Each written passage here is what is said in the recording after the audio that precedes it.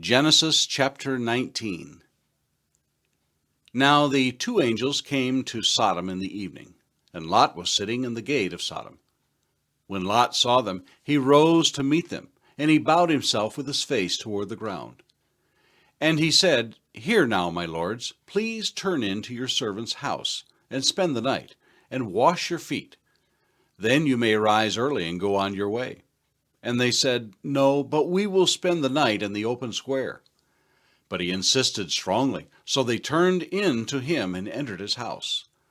Then he made them a feast, and baked unleavened bread, and they ate. Now before they lay down, the men of the city, the men of Sodom, both old and young, all the people from every quarter, surrounded the house. And they called to Lot and said to him, Where are the men who came to you tonight?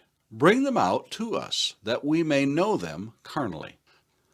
So Lot went out to them through the doorway, shut the door behind him, and said, Please, my brethren, do not do so wickedly. See now, I have 2 daughters who have not known a man. Please let me bring them out to you, and you may do to them as you wish. Only do nothing to these men, since this is the reason they have come under the shadow of my roof. And they said, Stand back. Then they said, This one came in to stay here, and he keeps acting as a judge.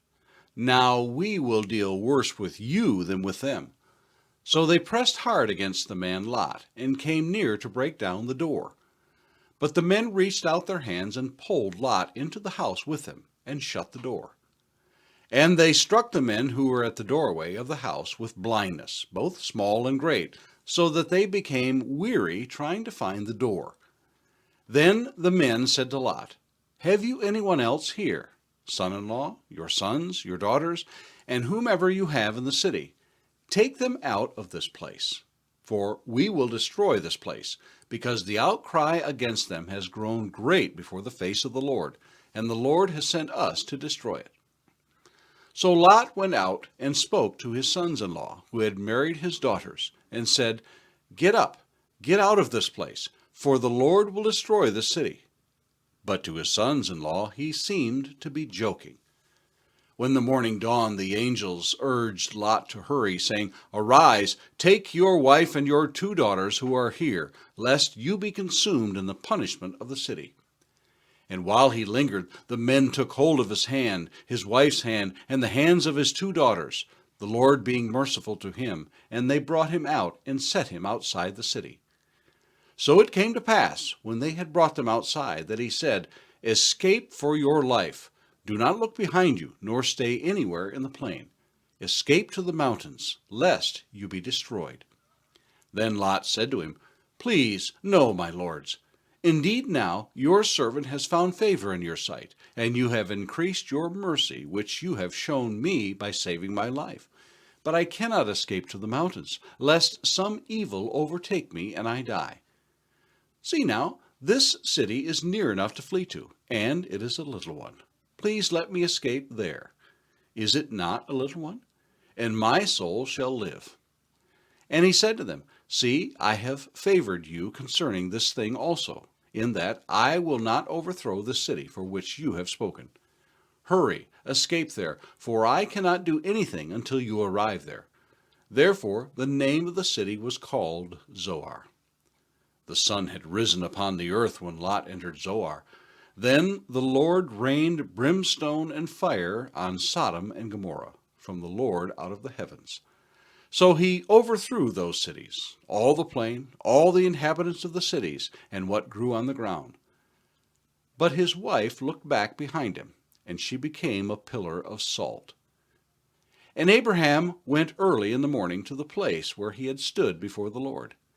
Then he looked toward Sodom and Gomorrah, and toward all the land of the plain. And he saw, and behold, the smoke of the land which went up like the smoke of the furnace.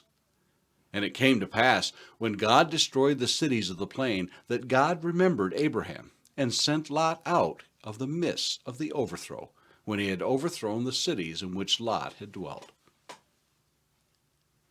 Then Lot went up out of Zoar and dwelt in the mountains, and his 2 daughters were with him, for he was afraid to dwell in Zoar, and he and his 2 daughters dwelt in a cave. Now the firstborn said to the younger, Our father is old, and there is no man on the earth to come in to us, as is the custom of all the earth. Come, let us make our father drink wine, and we will lie with him, that we may preserve the lineage of our father. So they made their father drink wine that night. And the firstborn went in to lay with her father, and he did not know when she lay down and when she arose. And it happened on the next day that the firstborn said to the younger, Indeed, I lay with my father last night.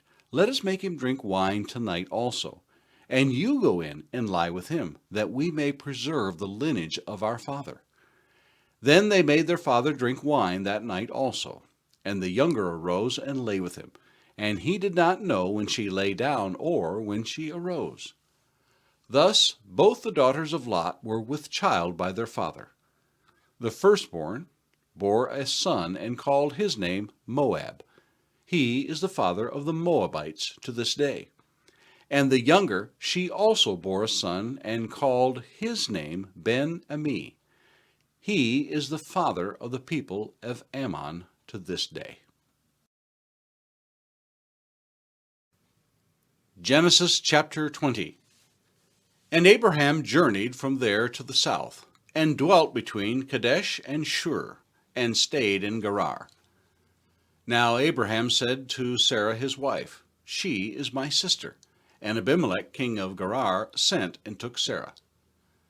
But God came to Abimelech in a dream by night, and said to him, Indeed, you are a dead man because of the woman whom you have taken, for she is a man's wife. But Abimelech had not come near her, and he said, Lord, will you slay a righteous nation also? Did he not say to me, She is my sister? And she, even she herself, said, He is my brother. In the integrity of my heart and innocence of my hands I have done this. And God said to him in a dream, Yes, I know that you did this in the integrity of your heart. For I also withheld you from sinning against me. Therefore I did not let you touch her. Now therefore, restore the man's wife, for he is a prophet, and he will pray for you, and you shall live. But if you do not restore her, know that you shall surely die, you and all who are yours. So Abimelech rose early in the morning, called all his servants, and told all these things in their hearing. And the men were very much afraid. And Abimelech called Abraham and said to him, What have you done to us? How have I offended you, that you have brought on me and on my kingdom a great sin? You have done deeds to me that ought not to be done. Then Abimelech said to Abraham, What did you have in view, that you have done this thing? And Abraham said, Because I thought, surely the fear of God is not in this place, and they will kill me on account of my wife. But indeed she is truly my sister. She is the daughter of my father, but not the daughter of my mother, and she became my wife. And it came to pass, when God caused me to wander from my father's house, that I said to her, This is your kindness that you should do for me. In every place, wherever we go, say of me, He is my brother. Then Abimelech took sheep, oxen, and male and female servants, and gave them to Abraham, and he restored Sarah his wife to him. And Abimelech said, See, my land is before you. Dwell where it pleases you. Then to Sarah he said, Behold, I have given your brother 1,000 pieces of silver. Indeed, this vindicates you before all who are with you, and before everybody. Thus she was rebuked. So Abraham prayed to God, and God healed Abimelech, his wife, and his female servants. Then they bore children, for the Lord had closed up all the wombs of the house of Abimelech because of Sarah, Abraham's wife. The Gospel of Matthew, chapter 10. And when he had called his 12 disciples to him, he gave them power over unclean spirits, to cast them out, and to heal all kinds of sickness and all kinds of disease.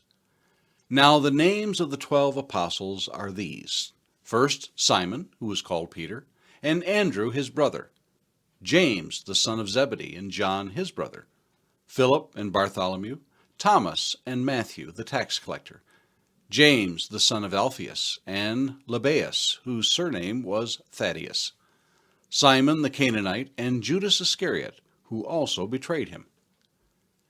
These 12 Jesus sent out and commanded them, saying, Do not go into the way of the Gentiles, and do not enter a city of the Samaritans, but go rather to the lost sheep of the house of Israel. As you go, preach, saying, The kingdom of heaven is at hand. Heal the sick, cleanse the lepers, raise the dead, cast out demons. Freely you have received, freely give. Provide neither gold nor silver nor copper in your money belts, nor bag for your journey, nor 2 tunics, nor sandals, nor staffs, for a worker is worthy of his food. Now whatever city or town you enter, inquire who in it is worthy, and stay there till you go out. And when you go into a household, greet it. If the household is worthy, let your peace come upon it. But if it is not worthy, let your peace return to you. And whoever will not receive you, nor hear your words, when you depart from that house or city, shake off the dust from your feet. Assuredly, I say to you, it will be more tolerable for the land of Sodom and Gomorrah in the day of judgment than for that city. Behold, I send you out as sheep in the midst of wolves. Therefore, be wise as serpents and harmless as doves. But beware of men, for they will deliver you up to councils and scourge you in their synagogues. You will be brought before governors and kings for my sake, as a testimony to them and to the Gentiles. But when they deliver you up, do not worry about how or what you should speak, for it will be given to you in that hour what you should speak. For it is not you who speak, but the Spirit of your Father who speaks in you. Now brother will deliver up brother to death, and a father his child, and children will rise up against parents and cause them to be put to death. And you will be hated by all for my name's sake, but he who endures to the end will be saved. When they persecute you in this city, flee to another. For assuredly I say to you, you will not have gone through the cities of Israel before the Son of Man comes. A disciple is not above his teacher, nor a servant above his master. It is enough for a disciple that he be like his teacher, and a servant like his master. If they have called the master the house of Beelzebub, how much more will they call those of his household? Therefore, do not fear them, for there is nothing covered that will not be revealed, and hidden that will not be known. Whatever I tell you in the dark, speak in the light, and what you hear in the ear, preach on the housetops. And do not fear those who kill the body but cannot kill the soul, but rather fear him who is able to destroy both soul and body in hell. Are not 2 sparrows sold for a copper coin? And not one of them falls to the ground apart from your Father's will. But the very hairs of your head are all numbered. Do not fear, therefore, you are of more value than many sparrows. Therefore, whoever confesses me before men, him I will also confess before my Father who is in heaven. But whoever denies me before men, him I will also deny before my Father who is in heaven. Do not think that I have come to bring peace on the earth. I did not come to bring peace, but a sword. For I have come to set a man against his father, a daughter against her mother, and a daughter-in-law against her mother-in-law. A man's enemies will be those of his own household. He who loves father or mother more than me is not worthy of me, and he who loves son or daughter more than me is not worthy of me. And he who does not take his cross and follow after me is not worthy of me. He who finds his life will lose it, and he who loses his life for my sake will find it. He who receives you receives me, and he who receives me receives him who sent me. He who receives a prophet in the name of a prophet shall receive a prophet's reward, and he who receives a righteous man in the name of a righteous man shall receive a righteous man's reward. And whoever gives one of these little ones only a cup of cold water in the name of a disciple, assuredly, I say to you, he shall by no means lose his reward. Psalm 10. Why do you stand afar off, O Lord? Why do you hide in times of trouble? The wicked in his pride persecutes the poor. Let them be caught in the plots which they have devised. For the wicked boasts of his heart's desire. He blesses the greedy and renounces the Lord. The wicked in his proud countenance does not seek God. God is in none of his thoughts. His ways are always prospering. Your judgments are far above, out of his sight. As for all his enemies, he sneers at them. He has said in his heart, I shall not be moved. I shall never be in adversity. His mouth is full of cursing and deceit and oppression. Under his tongue is trouble and iniquity. He sits in the lurking places of the villages. In the secret places he murders the innocent. His eyes are secretly fixed on the helpless. He lies in wait secretly, as a lion in his den. He lies in wait to catch the poor. He catches the poor when he draws him into his net. So he crouches, he lies low, that the helpless may fall by his strength. He has said in his heart, God has forgotten. He hides his face. He will never see. Arise, O Lord. O God, lift up your hand. Do not forget the humble. Why do the wicked renounce God? He has said in his heart, you will not require an account. But you have seen, for you observe trouble and grief, to repay it by your hand. The helpless commits himself to you. You are the helper of the fatherless. Break the arm of the wicked and the evil man. Seek out his wickedness until you find none. The Lord is king forever and ever. The nations have perished out of his land.